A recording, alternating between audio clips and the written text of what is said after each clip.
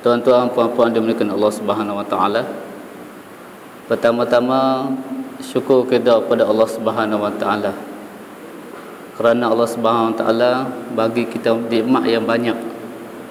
Setiap hari Allah Subhanahu wa taala bagi nikmat kita cukup banyak. Dan dengan menggunakan nikmat itulah kita mensyukuri kepada Allah Subhanahu wa taala. Kalau setiap hari Allah Subhanahu wa taala bagi nikmat kepada kita dan kita tidak syukur kepada Allah Subhanahu wa taala, maka kita akan menjadi kufur kepada Allah Subhanahu wa taala. Jadi untuk menghilangkan rasa kufur kepada Allah Subhanahu wa taala terhadap nikmat yang Allah taala bagi, maka kita kena bersyukur banyak-banyak. Allah Subhanahu wa taala bagi apa sahaja yang kita minta, semuanya Allah taala sediakan. Allah taala bagi kita rumah, Allah Ta'ala bagi kita makan, Allah Ta'ala bagi anak-anak kita sihat, Allah Ta'ala bagi anak-anak kita pandai. Itu adalah nikmat Allah Subhanahu Wa Ta'ala. Dan nikmat yang sering dilupakan oleh manusia ialah nikmat sihat dan nikmat masa lapang, masa free kita. Itu juga nikmat. Kita tengok orang sibuk, tapi kita ni rasa banyak masa free. Sebenarnya masa free itu, tuan-tuan, adalah nikmat daripada Allah Subhanahu Wa Ta'ala. Dan satu ketika nanti Allah Subhanahu Taala akan bagi kita sifat sibuk, maka tak danlah kita untuk rehat. Itu sebenarnya masa free ini adalah rahmat pada Allah Subhanahu Taala. Kita masuk bab baru selepas kita telah habis bab niyah, bab sidq, bab taubah. Sekarang ni kita masuk bab al-muraqabah. Perkataan bahasa Arab bermula dengan raqabah. Raqabah ini maksudnya menghampirkan diri. Yuraqibu muraqibatan. Maksudnya cara kita ataupun proses ataupun kita punya cara untuk mendekatkan diri kepada Allah Subhanahu wa taala. Muraqabah lillahi taala. Maksudnya kita mendekatkan diri kepada Allah Subhanahu wa taala. Apabila kita kenal Allah, maka barulah kita dapat dekatkan diri kepada Allah Subhanahu wa taala. Kalau kita tidak kenal Allah Subhanahu wa taala, kita tak akan dapat muraqabah ini. Kalau kita kenal seseorang itu, tuan-tuan, kita akan sanjung, kita akan sayang, kita akan bagi segala-galanya kepada orang yang kita sayang. Barulah ada nilai muraqabah. Kalau kita tak kenal kepada Allah Subhanahu wa taala, maka diri kita tak akan dekat kepada Allah Subhanahu wa taala.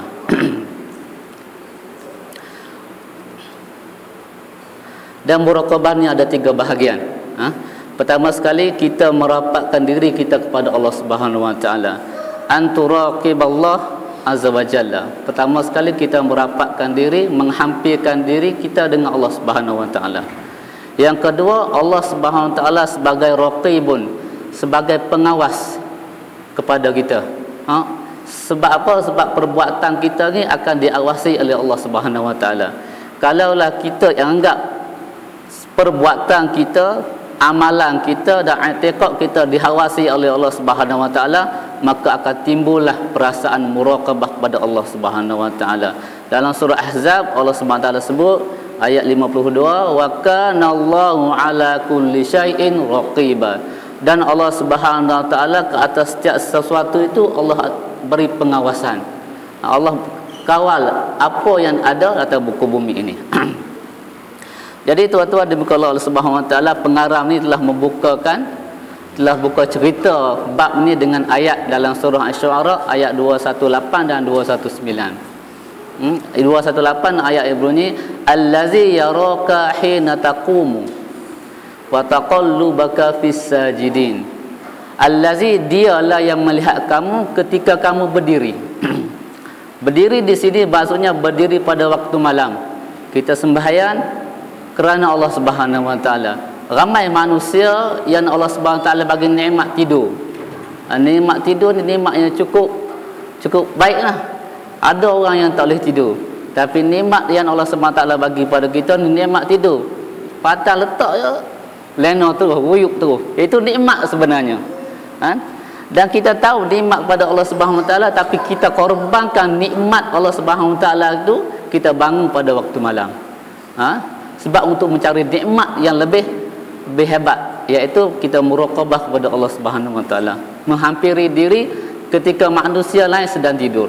Maka di situlah ada perasaan kita untuk bertaubat, perasaan kita sayu, perasaan kita menyesal dengan dosa yang kita telah lakukan. Kalau kita nak teriak pada siang hari, tak boleh teriak, tuan. Semayang macam mana pun, waktu zuhur, waktu asar, nak mengenalkan dosa-dosa kita, tak boleh. Tak keluar air matanya. Tapi tengok cerita hero mati, boleh. Atau hero mati, teriak. Tapi apabila waktu malam, sebab itulah di 2/3 malam, di 2/3 malam ni masa yang paling sesuai kita untuk muraqabah, untuk dampingkan diri kita pada Allah Subhanahu Wa Taala. Betul tak? Asy-Syu'ara.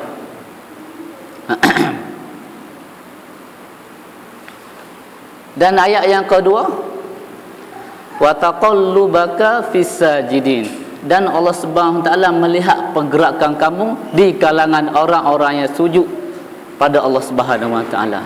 Kita jangan anggap kita sujud pada waktu malam, semayang waktu padang, Allah Taala tak nampak. Kita buka lampu neon lagi, supaya nampak. Kita buat sesuatu ini tuan-tuan kerana Allah Subhanahu Wa Taala. Dalam keadaan gelap sekalipun Allah Taala nampak. Dan Allah Subhanahu Wa Taala tengok pergerakan kita di kalangan orang-orang yang sujud. Tak kita kata ramai orang yang sujud bangun malam. Kalau kita bangun malam, macam mana Allah Taala nak tengok? Tak ada nak tengok.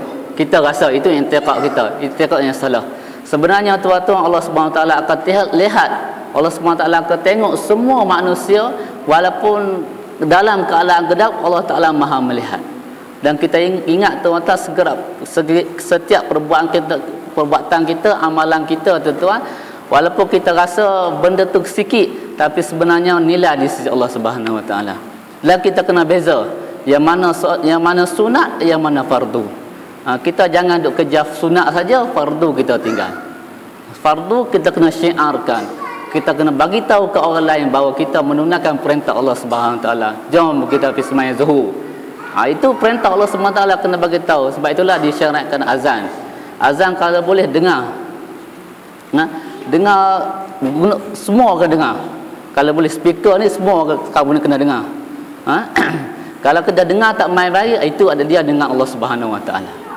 Kita orang surat EJK surat kena buat sesuatu supaya mereka dengar azan-azan walaupun mereka berada di mana saja kita kuasa ini, kita kena dengarkan. Sebab dah orang azan ni bukan suara orang azan ni kena kuat. Kalau dulu Bilal akan azan di bahagian atas bumbung masjid, suruh semua orang dengar. Kita ni kat bawah tak apalah, ada mic, kita ada speaker yang besar, kita suruh semua orang dengar. Ini adalah syariat Allah Subhanahu Wa Taala. Kalau sembahyang sunat, Nabi sallallahu alaihi wasallam sering sembahyang di rumah. Kalau nak sembahyang kat rumah tak ada masalah, tapi Nabi sering nak tunjukkan kepada kita, kalau boleh kita buat sembahyang kat rumah. Tapi kita rasa kat rumah ni tak ada, balik-balik rumah, jadi benda lain. Duduk atas sofa sat lain tu, kita buat siap-siap, tak ada masalah. Tapi yang penting je tuan, kita tanya, jaga ikhlas kita, jaga kita punya niat.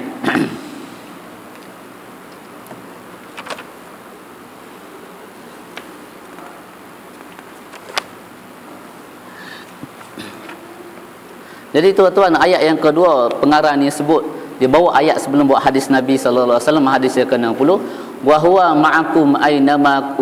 ma'akum aynama kuntum wallahu bima ta'maluna basir.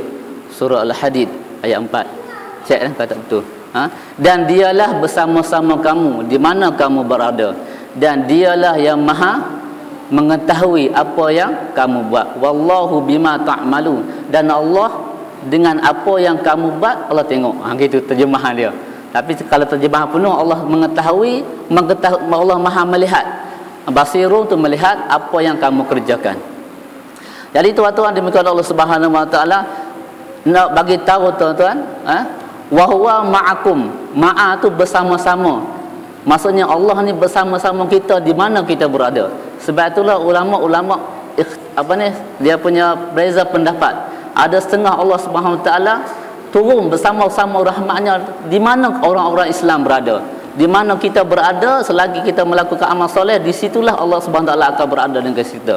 Bukannya Allah Taala datang seketui. Tak. rahmat Allah Subhanahu Wa Taala. Kalau ayat ni ayat Al-Quran, kita kena yakin di mana kita berada, tuan-tuan. Kalau kita dia berada di pihak yang betul, insya-Allah rahmat Allah bersama-sama kita walaupun semua orang tak suka kat kita. Satu orang memang orang kafir benci kepada dia, tak tahu apa sebab, tapi dia tidak pernah buat kemungkaran. Mungkin dia orang susah, atau mungkin dia ni orang luar daripada kawasan ni, orang tak suka dekat dia, tapi sebenarnya amalan dia tuan tidak salah pun di syarat, maka dia tetap dimuliakan Allah Subhanahu Wa Taala. Walaupun dia seorang kaya, tuan-tuan, seorang cukup kaya, dia punya pengaruh yang besar, tapi Allah Subhanahu Wa Taala tak nilaikan dia, tuan-tuan. Amalan yang buruk dia jakit, dan dia, tuan-tuan, akan diseksa oleh Allah Subhanahu Wa Taala. Sebab kekayaan, sebab kemegahan, sebab kehinaan, kemuliaan ni adalah di tangan Allah Subhanahu Wa Taala. Allah Subhanahu Wa Taala nak muliakan Nabi Musa, nak muliakan Nabi Isa. Bukannya Nabi Allah Ta'ala lantik jadi Nabi baru Allah SWT muliakan dia. Dalam sebelum nak jadi Nabi itu, Allah SWT telah jaga dia. Begitu juga kalau Allah SWT nak hinakan Fir'aun, Allah Ta'ala nak hinakan Namrud, bukannya dia jatuh kerajaan baru dia jadi hina. Dan masa dia pegang kerajaan pun Allah SWT telah hinakan dia. Itu Namrud. Bukannya lepas kita nampak apabila kita hilang sesuatu, kita hilang jawatan ke, hilang kedudukan, kita rasa kita hina di sisi Allah Subhanahu Wa Taala. Tapi Allah Subhanahu Wa Taala kalau nak hinakan seseorang tu, dia duduk tengah-tengah kaya, kemuncak kekayaan, di situ Allah Subhanahu Wa Taala boleh hinakan dia. Jadi tuan-tuan dimiliki Allah Subhanahu Wa Taala. Sebab itulah apa yang paling kaya, tuan-tuan, al-kayyis man dana nafsahu. Orang yang bijak ni, tuan, Nabi kata orang yang bijak ni orang yang menghitungkan amalan dia. Untuk beramal, orang yang menghitungkan amalan dia, bukannya menghitung amalan orang lain.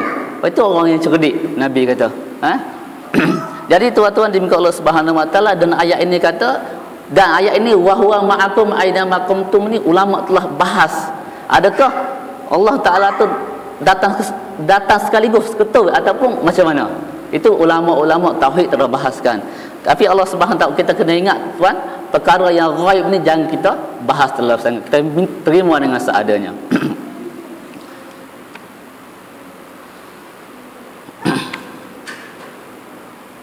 Itu saya kata tadi bahawa ma'akum. Dari sini Allah SWT menggunakan ma'a, perkataan ma'a lagi. Innallaha ma'al ladzina taqaw wal ladzina hum muhsinun. Innallah, sesungguhnya Allah ini bersama-sama. Kalau nak iktiraf bersama-samanya, bersama dengan kita. Ini Allah Taala nak tunjukkan rahmat Allah SWT ni, nak bersama kita memang betul-betul. Bukannya tipu-tipu. Ma'a ni bersama, saya bersama dengan kawan saya, jalan bersama. Maksudnya rahmat Allah Taala memang rapat dengan kita. Kalau kita rapat dengan Allah Subhanahu Wa Taala, minta kepada Allah Subhanahu Wa Taala, amalan kita baik, insya-Allah amalan kita, tuan, Allah Subhanahu Wa Taala akan memang bersama-sama kita. Sebab tu dalam banyak ayat-ayat Al-Quran, Allah Taala sebut bagaimana Allah itu bersama dengan nabi-nabi mereka. Apa pertolongan Nabi kepada Nabi, itulah pertolongan yang kita akan dapat jika kita bersama-sama dengan Nabi sallallahu alaihi wasallam. Innallaha ma'al ladzina taqaw, dan Allah sesungguhnya Allah bersama orang-orang yang bertakwa dan orang-orang yang mempunyai perangai yang baik. Wahun muhsinun, dan mempunyai perangai yang baik. Ma'a nak terjemah, kita nak terperincikan ma'a ni, maknanya rahmat Allah Ta'ala memang bersama-sama kita. Kita jangan takut dengan khawatir. Lainlah kecuali kita beramal dengan benda yang betul, tuan. Dan satu lagi Allah Subhanahu Wa Taala pengarang ni bawa dalam surah Al-Imran.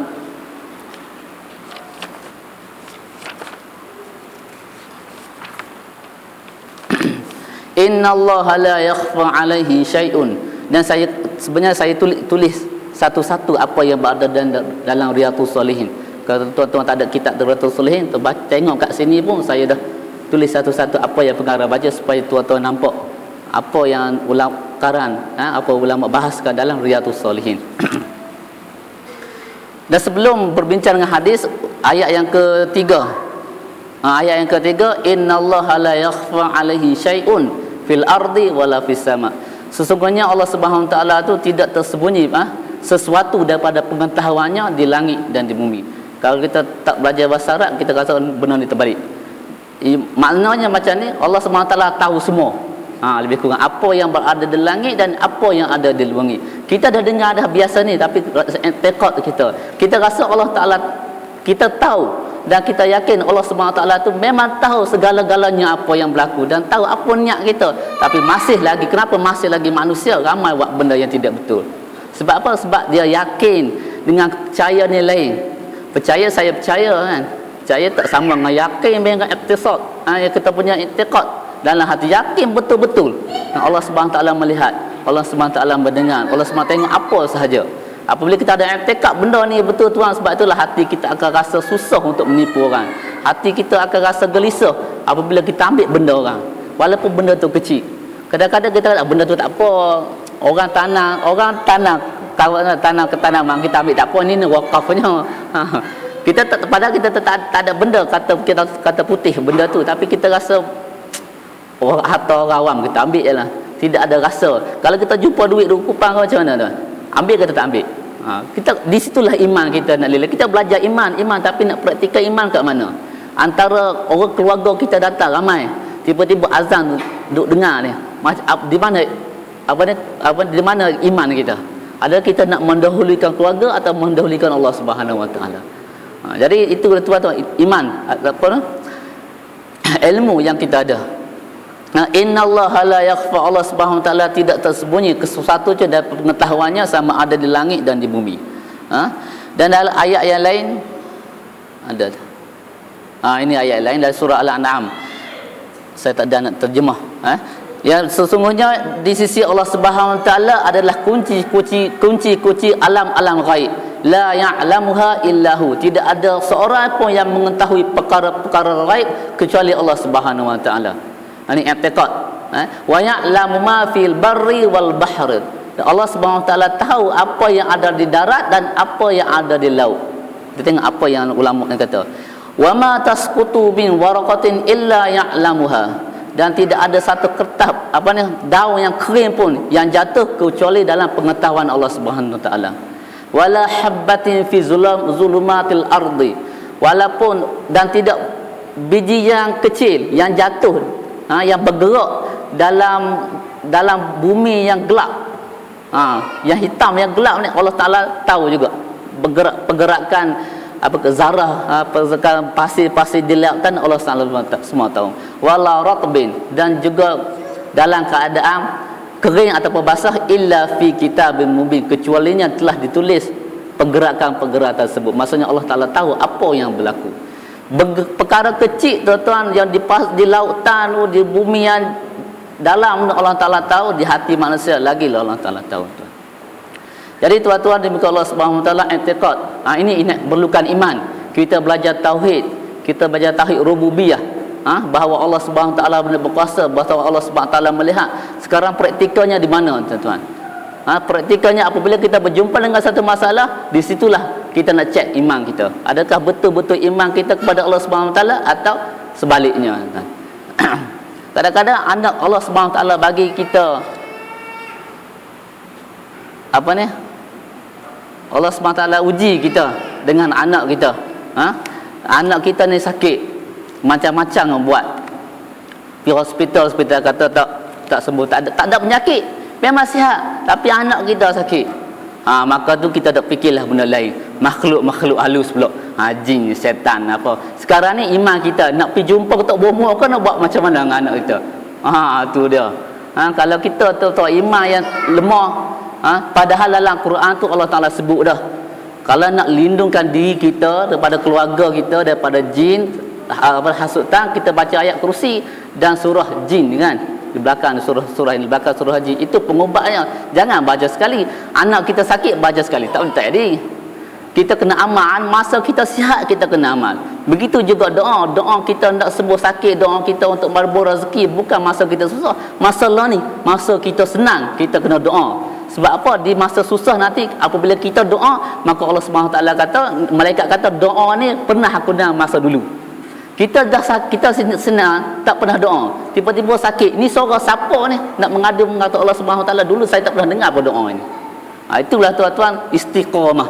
Kita buat sesuatu, kita doa walaupun kecil. Allahumma firli zunubi wali walidayya, Allahumma inna nastaghfizuka wa nastaudiuka adyanana wa anfusana wa ahlana wa auladana wa azwajana apa-apa patut wa kulli syai'in a'taitana. Bukan baca masa kita sihat, masa kita miskin, bacalah ni awal-awal ni, masa keadaan kita sihat kita baca, kita ulang insya-Allah. Di waktu kita sihat sakit tu kan, di waktu kita susah kita baca doa. Apa doa tu tuan? Malaikat kata suara ni aku pernah dengar masa dulu.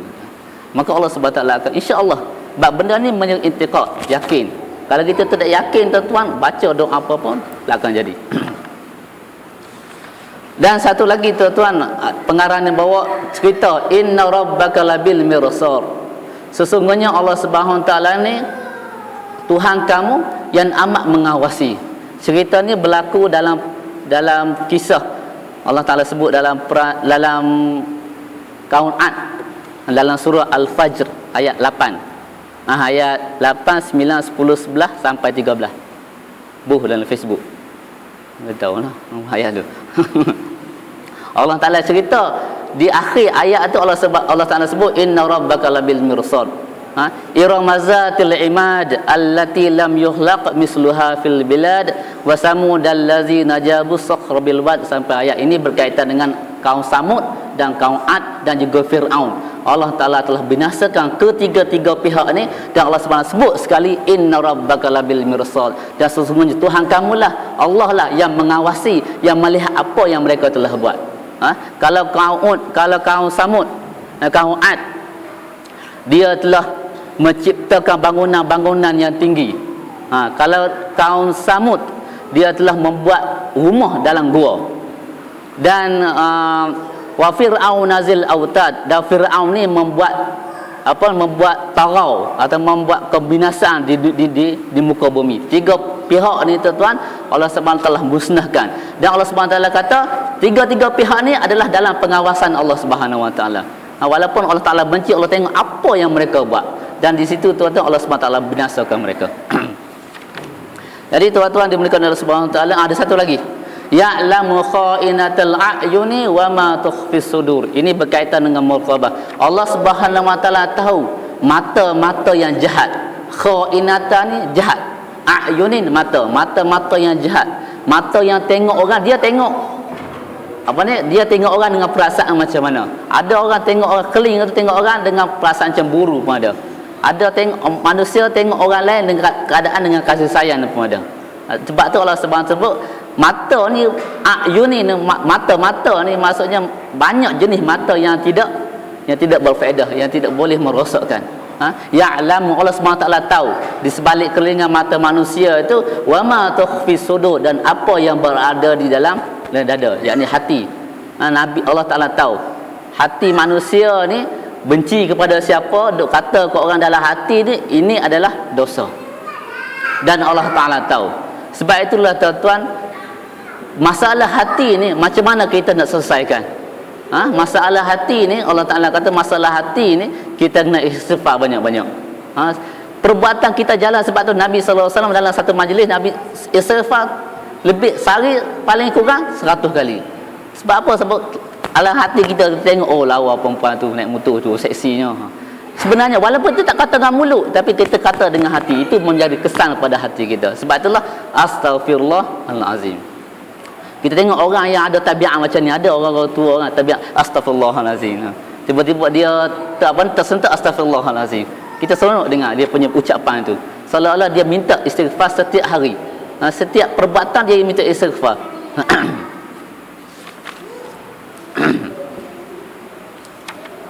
Dan sini tu ada pengarang bagi tahu, pencerita kat kita.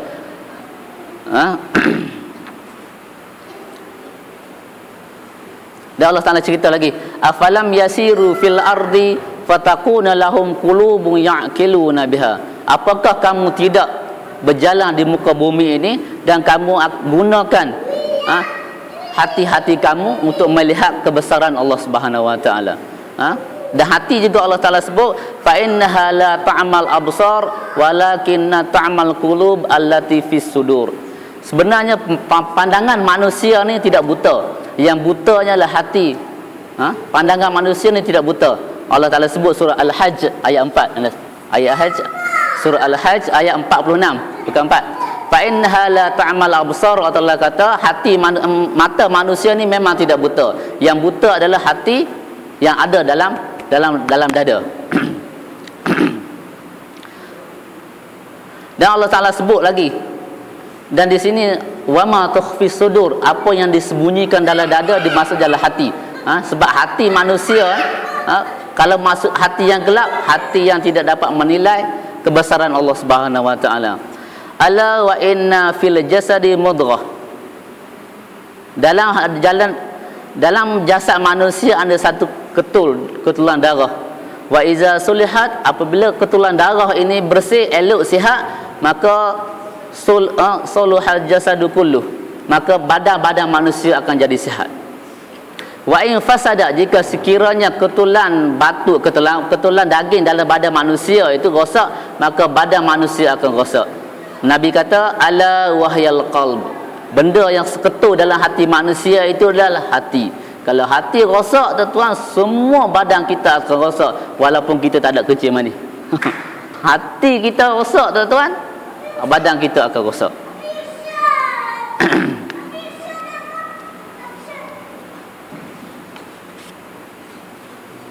Ini baru kita masuk hadis Nabi sallallahu alaihi wasallam.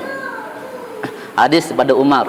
Saya ambil sebiji-biji, yang dulu saya buat kopi semua sekali kan. Jadi tak payah nampak. Sekarang ni saya buat sebiji-sebiji supaya tuan boleh tengok dalam kitab Riyadhus Shalihin. Kalau tak ada, tengok kat sini tak apa.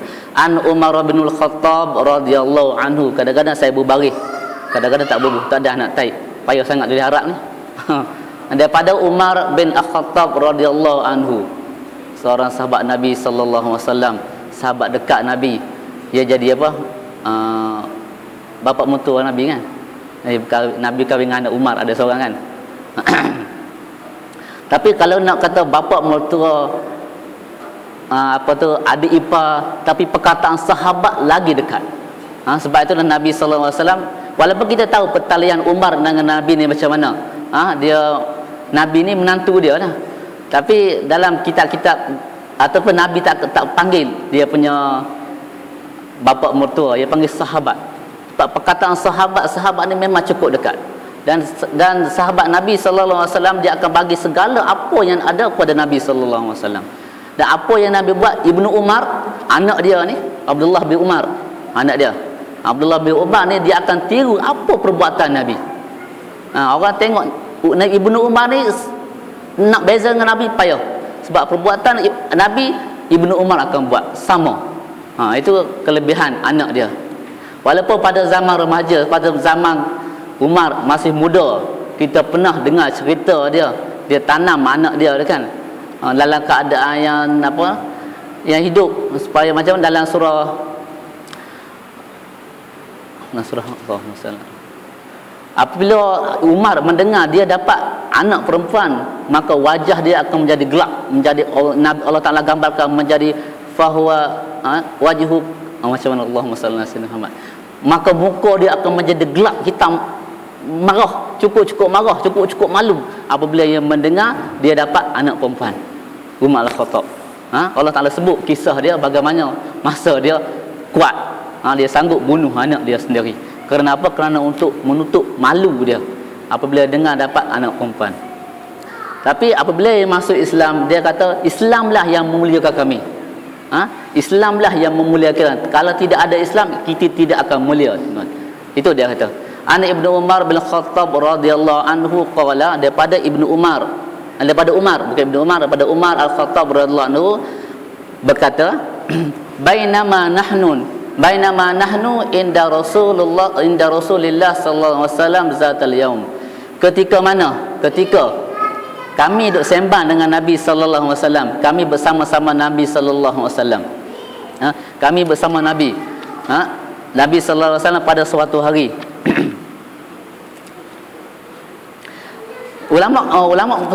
Ulama bahas perkataan ni. Bainama nahnu, bainama maksudnya Nabi sama dengan kita pada waktu petang. Apa yang Nabi buat? Nabi kalau Nabi ni suka, wa amma fil baiti fi syu'uni baitihi salawatullah wa salamuhu yahlibu syah yuraqqi'u thawb wa yakhfidul na'al. Kerja Nabi di rumah, kalau dia rumah, Nabi suka perah susu. Kerja Nabi perah susu kambing. Nabi akan cuci pakaian. Nabi akan membuat sepatu, selipar lah. Itu kerja Nabi di rumah. Tapi apabila Nabi sallallahu alaihi wasallam bersama dengan sahabat Nabi, maksudnya Nabi ni sentiasa berada dengan kalau Nabi tak pergi tempat lain, antara rumah dengan sahabat Nabi sallallahu alaihi wasallam, bukan di tempat-tempat lain. Masjid dengan rumah. Itulah kerja Nabi. Wa amma ma'asaham fi masjid wa amma zahiban ila iyatil marid. Dan di masjid, perbuatan Nabi, aktiviti Nabi di masjid, sama ada Nabi ni suka menziarahi orang-orang yang sakit atau menziarahi kawan-kawan. Dan Nabi sallallahu alaihi wasallam ni tidak suka membuang masa begitu saja. Kalau ada bersama dengan sahabat-sahabat Nabi akan ajar dan mereka akan bermunaqasyah, bincang tentang agama. Nabi tak akan sembang benda-benda lain. Ini ulama, bainama nahnu inda Rasulullah sallallahu alaihi wasallam, pada satu hari iz tala alaina rajulun syadidun bayadul thiyab.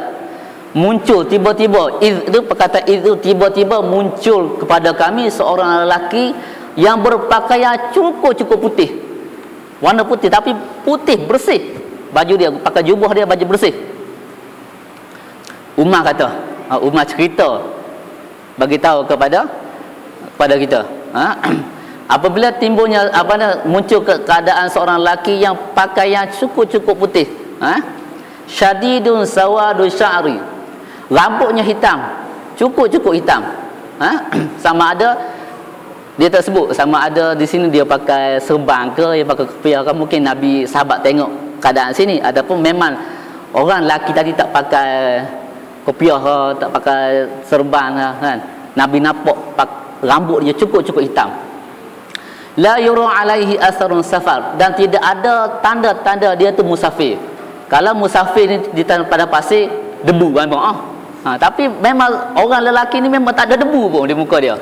Di kepala dia memang cukup berminyak hitam rambut dia.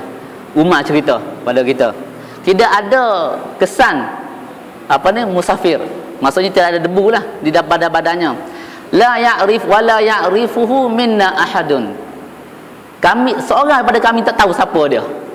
Tidak ada seorang pun di kalangan kami mengenalinya. Kami tak tahu siapa dia, kami tak tahu. Hatta jalasa ila Nabi sallallahu alaihi wasallam, hingga dia berjumpa dengan Nabi sallallahu alaihi wasallam, duduk bersama-sama Nabi sallallahu alaihi wasallam. Dia duduk, fa asnada rukbatayhi ila rukbatayhi, maka dia menyadarkan lututnya kepada lutut Nabi sallallahu alaihi wasallam. Duduk rapat-rapat. Masa dia berjumpa di depan, duduk rapat, lutut sama lutut Nabi. Sahabat tengok, wa wada'a kaffaihi ala fakhizaihi. Ini ada dua terjemahan. Sama ada ulama berbeza pendapat. Dia meletakkan, orang lelaki tadi meletakkan dua tapak tangannya di paha Nabi sallallahu alaihi wasallam. Maksudnya dalam paha Nabi kan. Nabi duduk, dia letak tangan di paha Nabi. Itu tafsiran yang pertama. Tafsiran kedua, dia letak di paha dia sendiri. Orang lelaki tadi cukup beradab berjumpa dengan Nabi. Orang lelaki ni, qala, dia kata, ya Muhammad. Dia tak panggil ya Rasulullah, dia panggil ya Muhammad. Wahai Muhammad, akhbirni anil Islam. Kamu bagi tahulah, kabarkanlah kepada aku ni tentang Islam. Apa dia Islam? Orang lelaki ni biasanya kalau nak jumpa Nabi sallallahu alaihi wasallam, sahabat-sahabat Nabi apabila jumpa Nabi tak panggil Muhammad. Kalau panggil Muhammad, orang Quraisy, kafir Quraisy panggil Muhammad. Orang yang tak kerti ajar ataupun Quran ajar. Quran ajar, dia tak kerti ajar, dia panggil ya Rasul, ya Muhammad. Sahabat tahu apabila orang panggil ya Muhammad, ini bukan sahabat Nabi. Ini orang selain daripada sahabat Nabi. Akhbirni anil Islam, ceritakanlah kepada aku tentang Islam. Faqala Rasulullah sallallahu alaihi wasallam, maka Nabi sallallahu alaihi wasallam menjawab, Al-Islamu, ini asas. Al-Islamu an tashhada an la ilaha illallah wa anna Muhammadan Rasulullah. Nabi kata, Islam ialah engkau bersaksi bahawa tidak ada Tuhan selain Allah. La ilaha, ilah itu Tuhan, illallah, kecuali Allah. Wa anna Muhammadan, dan sesungguhnya Nabi Muhammad itu adalah utusan Allah. Nabi bagi tahu kepada lelaki itu tadi. Apa lelaki jawab? Dan Nabi SAW kata wa tuqimas solah wa tu'ti zakah. Mendirikan solat dan mengeluarkan zakat. Wa tasuma Ramadan wa tahajjal baita an istata'ta ilaihi sabila. Ini jawapan Nabi. Saya buat satu-satu senang. Qala, maka dia kata, dia lelaki tadi kata, sadaqta, benarlah kamu wahai Muhammad. Dia tanya, dia membenarkan. Fa'ajabna lahu, kami semua, Sayyidina Umar kata, kami semua heran. Yas'alahu wa yusaddiquhu, dia tanya, dia yang membenarkan. Dia tanya, dia benar, pelik. Ini orang yang pelik kan. Maka dia tanya lagi, dia tanya lagi, fa akhbirni anil iman, kamu bagi tahulah kepada aku ni tentang iman. Tentang iman.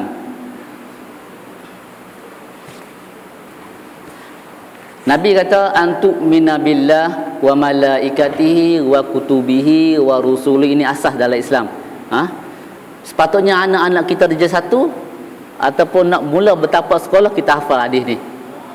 Tak payah matan terus kepada lafaz hadis apa. Sebab apa? Sebab inilah benda penting. Ini adalah rukun. Wal yaumil akhir wa tu'minu bil qadari khairihi wa syarrihi. Beriman kepada hari akhirat, beriman kepada qadar, qada dan qadar, sama ada baik ataupun jahat. Yang jahat yang berlaku tertua adalah dengan takdir Allah Subhanahu Wa Taala. Kadang-kadang dengan benda yang jahat berlaku sebab apa? Sebab perbuatan manusia. Jika khairihi, kebaikannya berlaku tertua dengan kehendak Allah Subhanahu Wa Taala. Dan ada juga kadang-kadang kebaikan ini tuan-tuan berlaku dengan asbab perbuatan manusia. Kalau kita buat benda baik, Allah Subhanahu Wa Taala akan bagi benda baik. Dan kita kena beriman bahawa ini adalah qada qadar Allah Subhanahu Wa Taala. Anak kita mati umur 17 tahun. Semalam dekat Lahad Kepak, saya pergi lalu sembang dengan orang situ, ada anak dia sindrom. Umur 17 tahun tapi kecil. Tulang tak ada. Tulang tak ada. Umur 17 tahun dah. 3 beradik jadi macam tu. Semua dia ada 5. 2 orang tu sihat. 3 yang saya dengar, 3 orang tak sihat. Ketiga-tiga mati. Itu ada qada dan qadar Allah Subhanahu Wa Taala. Allah Subhanahu Wa Taala bagi anak amanah, kita kena jaga. Allah Taala tarik balik, Allahu alam.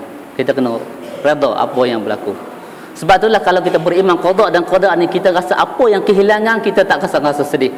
Sifat manusia memang sedih pada mulanya. Cukup sedih. Lepas 3 hari insya-Allah hilang. Dan apabila lepas 4 hari, Nabi larang kita pergi ucap takziah pada dia. 3 hari je. Anak kita mati, kita berkabun 3 hari. Masa keempat kita pergi kata takziah, dia bagi nampak terus kat dia. Sebab apa dia tak belajar hadis? Nabi kata 3 hari saja. Wa qala sadaqta. Dia tanya dia tanya Nabi, Nabi jawab, dia kata Nabi benar, dia membenarkan. Maka qala fa akhbirni anil ihsan. Wahai Muhammad, kamu khabarkan aku tentang ihsan. Ihsan. Ihsan an ta'budallaha ka'annaka tarahu. Kamu beribadat kepada Allah, sembah kepada Allah seolah-olah kamu lihat dia. Ini ihsan. Kita sembahyang ni seolah-olah kita tengok Allah Subhanahu Wa Taala.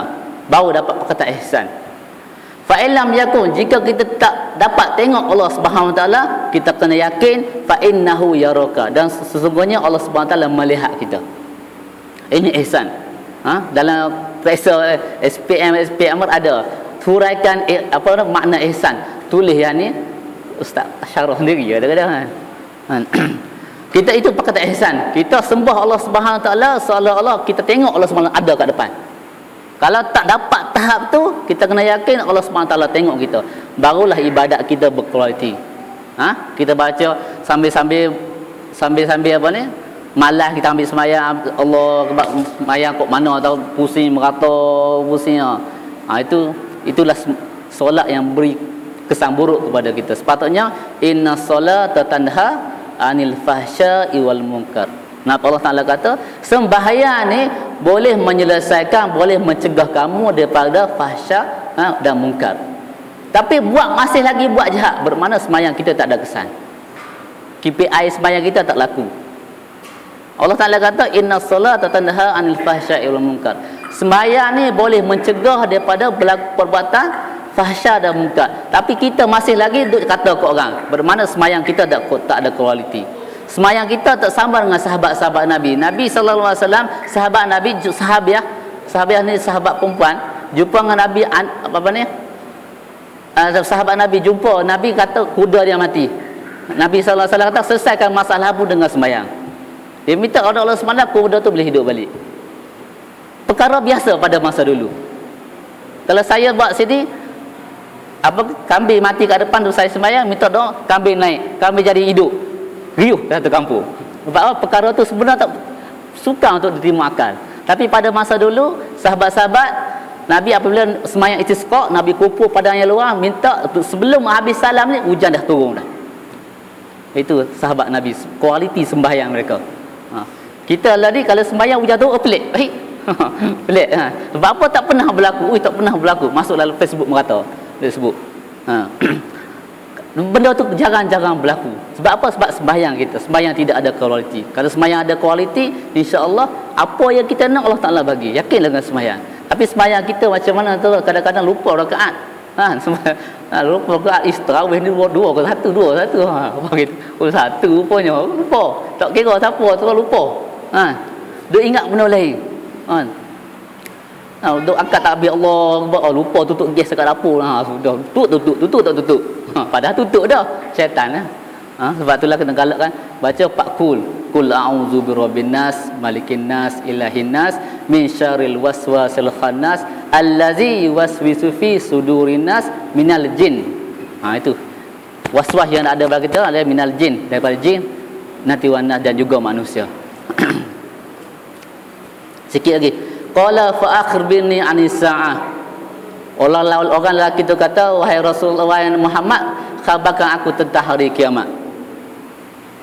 Maka Nabi tak jawab. Nabi kata, mal masul anha bi'alami manisail. Maksudnya lebih kurang satu jemaah, orang yang bertanya tu lebih tahu orang daripada orang yang tanya. Nabi kata, dia tanya, wahai Muhammad, kamu khabarkan tentang hari kiamat. Nabi mana tahu ada kiamat? Lepas tu dia kata, orang yang tanya tu lebih tahu pada aku. Siapa dia? Dia tu tuan. Hebat. Lepas tu dia kata lagi, kalau tak tahu tentang hari-hari kiamat, kamu ceritalah pada aku tentang tanda-tanda hari kiamat. Saya tak ada nak terjemah. Lebih kurang antalida ummata rabbataha wa antara jafa al-urah. Maksudnya hamba sahaya ni ramai melahirkan anak bagi tuan-tuannya. Akan masa satu masa ramai hamba-hamba dia akan balik pada zaman dulu balik. Memang orang akan memiliki hamba-hamba, dan hamba-hamba ni, hamba sahaya perempuan ni akan melahirkan anak-anak daripada suami, daripada tuan dia. Apabila hamba, kita tengok konsep hamba, konsep hamba zaman Nabi sallallahu alaihi wasallam, apabila dia beli hamba, dia akan halal bagi dia seolah-olah isteri. Macam tu konsep hamba. Wa antara jafah al-urah, kamu tengok orang-orang miskin, orang-orang yang tidak ada pakaian, yatatawaluna fil bunyan, mereka ini berlumba-lumba untuk membina bangunan-bangunan tinggi, untuk membina berlumba-lumba untuk memiliki bangunan-bangunan yang tinggi. Orang miskin jadi kaya dah. Kita tengok orang miskin dulu papa kedana dah jadi kaya dah. Itu tanda-tanda dia jaga terbalik. Summa intalaqa, kemudian orang lagi tu pergi keluar. Falabistu maliya, maka Umar kata, aku ni terpinga-pinga, terkesima, terkesima, tak boleh nak kata apa, terkejut. Falabistu maliya summa qala li, maka Nabi sallallahu tanya kepadaku, kepada Umar, ya Umar, tadri manisail, hang tahu tak siapa tu? Wahai Umar, tahu tak siapa tu yang tanya tu? Qultu, dia tanya, ini metod Allah wa rasuluhu a'lam. Perkara yang tidak tahu, dia kata Allah dan Rasulnya lebih tahu. Kita orang tanya, kita kata, saya rasa macam ni. Terbalik.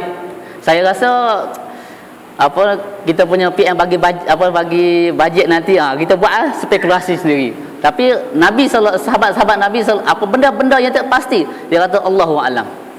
Itu kaedah kita. Begitu juga dengan ilmu. Orang tanya kita, tanya satu masalah, Ustaz macam mana? Saya rasa macam ni rasa dia. Kalau tak tahu, Allahu a'lam, saya tak tahu. Kalau tahu baru bagi tahu. Kalau tak tahu jangan duk mereka cerita. Sehari apa yang kita cakap salah. Allah wa rasuluhu alam. Ini metod yang Nabi ajar pada kita. Ha? Qala Nabi kata, fa innahu Jibril. Orang lelaki tadi adalah Jibril. Kalau Jibril mari sini tuan-tuan, Allah bahagia berjumpa dengan malaikat yang bertanggungjawab menurunkan wahyu kepada Nabi sallallahu alaihi wasallam. Sahabat-sahabat tengok. Sahabat punya iman yang kuat, iman yang memang tak berbalik kepada Allah Subhanahu Wa Taala. Sebab itulah mereka boleh tengok Jibril itu. Fa innahu Jibril, itulah Jibril. Atakum yu'allimkum amri dunia dinakum. Dia adalah Jibril datang kepada kamu untuk mengajar urusan agama kamu. Tuan-tuan dimurkai Allah Subhanahu Wa Taala, inilah Nabi, inilah Jibril. Ia telah membawa agama yang ajar kepada kita macam mana untuk belajar. Mari duduk dekat-dekat, jangan duduk jauh-jauh sana nak mengaji. Kita duduk dalam masjid Fahim, kita tengok di bukan masjid sini ya, masjid Fahim kat depan tu ustaz dah mengajar. Duduk belakang sekali tu. Ataupun hari Jumaat kita mai awal duduk cari dinding. Tak kena tuan-tuan. Kalau kita mai awal pi duduk depan. Kalau kita duduk belakang, orang lewat mari pi depan, kita akan kata dia tu kurang ajar. Kalau orang Arab dulu tuan, kalau tengok orang lakon soft tu kan, dia cukup marah. Cukup marah. Kita style kita pergi masjid duduk cari dinding. Belakang-belakang. Lepas tu duduk sembang ah. Tak. Nabi ajar tuan untuk menuntut ilmu, Nabi pergi depan. Sebab tu lah kita tengok ada jemaah-jemaah kan, datang taqarrub, datang dekat-dekat. Sebab itulah sunnah. Sebab Nabi sallallahu alaihi wasallam apabila bagi tazkirah, bagi ceramah di bawah pokok, daun-daun yang gugur tu tak akan jatuh ke tanah. Jatuh atas riba Nabi, atas riba sahabat Nabi, atas kepala Nabi. Bermakna rapatnya mereka duduk. Itu cara. Kalau kita tengok Imam Abu Hanifah kan, Imam Abu Hanifah punya murid dia ramai, duduk dekat memang cukup ramai. Apabila dia bersin, murid dia jawab apa? Ya rahmukallah. Dia punya pakat jawab je dengar di istana. Nak tunjuknya kekuatan duduk rapat-rapat ikut sunnah Nabi sallallahu alaihi wasallam. Raja di istana tu dengar apa ni bacaan doa yang apabila Imam Habib Hafiz berkesing. Jadi tuan-tuan di kemuliaan Allah Taala, ini adalah beberapa cerita dan hadis-hadis tadi ada yang syarah daripada apa yang perkata ihsan ataupun apa berkata ini kita tahu kan iman tu apa. Dia ada perbahasan yang cukup panjang lah. Kalau ni saya satu tajuk saya pun selesai lah. Satu tajuk ni saja. Satu ni saja nak baca tak habis satu malam. Jadi mudah-mudahan apa yang Allah SWT bagi kepentingan ruang yang kita ada tuan, kita guna masa kita. Guna masa kita untuk Allah Subhanahu Wa Taala. Kita luangkan masa kita. Kalau cukup sibuk hari itu tuan, kalau tak boleh main seorang pun buat sembahyang jemaah kat rumah pun tak apa dengan anak-anak. Jangan ada sembahyang seorang-seorang. Kalau tak ada masa pun tuan tahu, bagi juga masa untuk baca Quran walaupun satu ayat. Saya baca maqal. Kita ini semangat berjuang. Semangat untuk berjuang. Tapi tengok surau, kadang semayang kita tak cukup kuat, Quran kita lemah, kita berjuang di sekat mulut saja. Bukan berjuang. Kalau orang sahabat dulu tuan, apabila Saidina Umar duduk di Madinah. Saidina Umar duduk di Madinah dan Abu Ubaidah Al-Jarrah telah terima kunci sampai ke Baitul Maqdis, nak ambil kunci Baitul Maqdis daripada paderi kan. Apabila sampai kat sana, paderi kata, kamu bukan Umar Al-Khattab, kamu bukan ketua kamu. Ketua kamu saya kenal. Saya tak akan bagi kunci ini kepada kamu kecuali ketua kamu mai sendiri. Itu Abu Ubaidah Al-Jarrah. Apa Abu Ubaidah jawab? Abu Ubaidah Al-Jarrah kata, "Sat, tunggu Sat." Dia pun sembahyang 2 rakaat, dia kata, "Assalamualaikum ya Amirul Mukminin." Wahai Assalamualaikum ya Amirul Mukminin. Macam tu dia kata. Lepas tu esokkan pagi Umar dah sampai untuk ambil kunci. Apabila sampai saja Umar ni nak ambil kunci, lepas tu dia tanya lagi, kalau dalam kitab kami lah Umar Al-Khattab ni ada tanda-tanda dia. Dia suka pakaian yang bukan mewah, yang bertampung-tampung. kan, ada 13 tampung kan, dari kisah itu Sabah dah disebut ada 13 tampung, mati 13, bukannya lubang ni kalau kita sembahyang dekat aurat kita tak sah, tapi lubang ni ditampung lah, kita tampung lah 13 tampung. Maka pada itu kira tampung kat ada jubah Melaka tak cukup satu. Ini bukan Umar, ini bukan Umar. Kalau Umar kami tahu siapa Umar, apa yang sebut dalam kitab kami tahu. Umar kata ada satu lagi, angkat bukti dia. Ada sini. Bagus ya bagi. Itu hebat. Orang dulu tak ada WhatsApp, tak ada apa tu kan, dia kena semayan. Dapat boleh tahu cerita apa yang berlaku. Kadang-kadang tuan-tuan, kadang-kadang kita pun oleh kerana banyak benda-benda material yang masuk, kita kata perkara agama ni susah kita nak terima. Sebab kita ada dihijab oleh perkara-perkara yang keduniaan, menyebabkan kita rasa tasbih kita tak bernilai, istighfar kita tak bernilai. Saya tasbih banyak. Dalam hadis sebut, apabila kita istighfar banyak-banyak, Allah SWT bagi rezeki. Kita istighfar banyak-banyak, rezeki tak main-main. Benda tu apabila kata baca tu tak, benda lain akan mengaburi mata kita. Allah Ta'ala kata kita sembahyang kita ni murah rezeki. Antara sifat sembahyang ataupun kelebihan sembahyang ni, salah satunya yang nombor 2 ialah berkat rezeki. Rezeki kita berkat, kita sembahyang tak tinggal surau, tak tinggal, tiba-tiba kita rasa susah juga hidup, tak kaya-kaya pun. Sebab apa tuan-tuan? Sebab itikad kita dah salah. Kita dah yakin benda lain, dah benda tu mengelaburi mata kita. Kita tak tengok benda-benda yang agama ni lah yang bernilai di sisi Allah Subhanahu Wa Taala. Apabila kita ucap subhanallah wa bihamdihi subhanallahil azim, dalam hadis tentang Nabi Ibrahim, dia kata Nabi Ibrahim pesan kepada Nabi, tanah di syurga cukup subur. Cukup subur. Kamu baca subhanallah bihamdihi subhanallahil azim, maka akan tumbuhlah pokok-pokok di syurga nanti. Lagi banyak kamu baca, lagi banyak akan tumbuh. Kita yakin tak tuan-tuan? Sebab apa? Sebab banyak benda di keduniaan dia dah duduk di atas mata kita. Kita kata tanpa kereta, tanpa motor, tanpa kenderaan, kita tak sampai kat sana. Padahal yang menyampaikan kita itu adalah Allah Subhanahu Wa Taala. Kita makan, kita kenyang, alhamdulillah. Kerana saya makan ni saya kenyang. Itikad salah tuan-tuan. Asbab kita makan kenyang, kena sebut asbab. Apa lagi tuan-tuan? Sebab saya belajar dululah. Saya boleh faham agama ni. Tu. Padahal yang bagi kefahaman sebenarnya Allah Subhanahu Wa Taala. Itu itikad kita. Kita sakit kepala, makan paracetamol atau makan Activas, makan 2 biji. Makan 2 biji Activas lega 2 biji ni lega tu.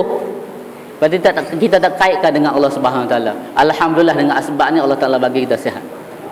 Kadang-kadang kita percakapan kita tu tuan, walaupun kita nampak ringan, tapi sebenarnya beri kesan pada kita. Sebab itulah Nabi sallallahu alaihi wasallam pada kita, kalau kita tak tahu, kita diam. Kalau kita tak tahu benda-benda, satu benda, kita diam. Sebab apa? Takut kita percakapan kita itu akan membawa kesan kepada kita. Jadi tuan-tuan diminta Allah Subhanahu Wa Taala, pada masa akan datang insya-Allah kita syarahkan hadis 90 ni. Cuma nak bagi tahu makna yang tersirat. Yang mudah-mudahan Allah Subhanahu Wa Taala bagi. Dan di mana-mana tuan-tuan, kalau ada majlis ilmu, mana-mana tak kira siapa mengajak tuan-tuan kena bagi masa. Sebab ilmu, kadang-kadang hari ni kita dapat ilmu ni, esok kita tak dapat. Kalau kita mari istiqamah setiap hari, bukan lama sangat, lepas maghrib sampai isyak, istiqamah ilmu pengajian kita, insya-Allah Allah Subhanahu Wa Taala bagi kefahaman kepada kita. Yang bagi faham adalah Allah Subhanahu Wa Taala. Kita baca buku, tuan-tuan, ustaz baca buku tak faham, kecuali Allah Subhanahu Wa Taala bagi kefahaman. Dan Imam Malik tuan-tuan apabila syarah ayat ya ayyuhal muzammil qumil laila illa qalila nisfahu aw inqus minhu qalila aw zid alaihi warattilil qur'ana tartila ini Allah Taala bagi inna sanulqi alaika qaulan saqila. Kalau orang ilmu tuan-tuan tak bangun malam, tak sembahyang, dia tiada hikmah dalam hidup dia. Tidak ada hikmah. Dia orang cakap, kita cakap, orang akan sakit hati. Sebab apa? Sebab amalan-amalan malam tidak ada dalam kehidupan kita. Tidur pukul 10, bangun pukul 6. Tidur pukul 10, bangun pukul 6. Besok makan, pergi kerja. Balik, tidur pukul 10, bangun pukul 6. Tidak ada masa untuk munajat kepada Allah Subhanahu Wa Taala. Kita walaupun kita senang, kita kena doa pada Allah Subhanahu Wa Taala supaya kekalkan kesenangan kita. Bukannya kita kesenang relax tidur ya tak. Waktu susah barulah dah minta, tak boleh. Kita minta kepada Allah Subhanahu Wa Taala sentiasa. Anak kita tersesat, kita minta supaya Allah Subhanahu Wa Taala kegisahan. Jadi mudah-mudahan Allah Subhanahu Wa Taala bagi kita taufik dan hidayah supaya kita dapat amal dalam kehidupan kita, dan bukan setakat ni saja kita boleh bagi tahu kepada anak-anak kita yang besar yang kecil, yang isteri kita, kalau ada 2-3 orang isteri, kita bagi tahu semua apa yang kita dengar ni. Semua mudah-mudahan kita lah yang menyampaikan apa yang mereka tidak dapat hadir, kita ucapkan kepada anak-anak kita, insya-Allah.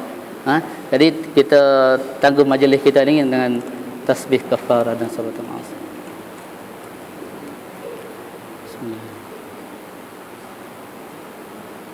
Wal asr innal insana. Wa akhir kalam, assalamualaikum warahmatullahi taala wabarakatuh.